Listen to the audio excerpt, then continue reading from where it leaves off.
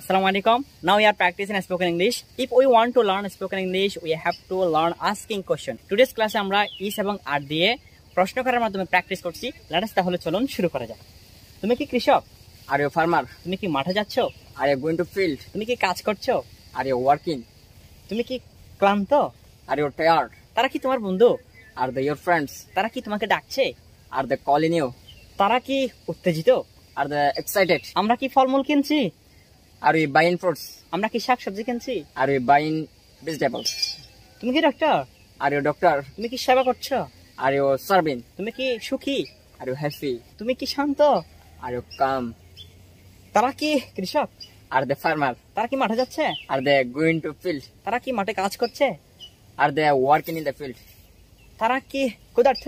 Are they hungry? তুমি কি Mizan? Are you mizan? তুমি কি মাদ্রাসা যাচ্ছ? Are you going to madrasa? তুমি কি কোরআন শিক্ষা দিচ্ছ? Are you teaching Quran? তারা কি তোমার ছাত্র? Are they your students? তারা কি তোমাকে সম্মান করে? Are they respect you? ওকে, এখন আমরা ইজ দিয়ে প্র্যাকটিস করব প্রশ্ন করার মাধ্যমে। সে কি ছাত্র? Is he student? সে কি লেখাপড়া করছে? Is he studying? সে কি মেধাবী? Is he talent? করিম কি লেখক?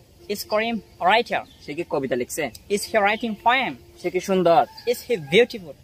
রহিম কি একজন গায়ক? Is Rahim singer? সে কি গান করছে? Is he singing? সে কি লম্বা? ইজ হি টল?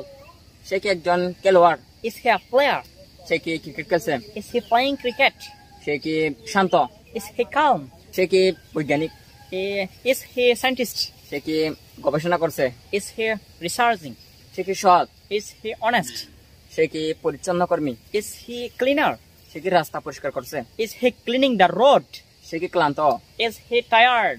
রহিম কি কৃষক? Is Rahim farmer? রহিম কি মাঠে যাচ্ছে? Is Rahim going to field? রহিম কি দয়ালু? Is Rahim kind? সে কি তার বাবাকে সাহায্য করছে? Is he helping his father? সে কি শান্ত? Is he calm? ওকে ওকে, আজকে আমাদের প্র্যাকটিস এতটুকু। দেখা হচ্ছে পরবর্তী ভিডিওতে, আমাদের সাথে রাখবেন। আসসালামু আলাইকুম।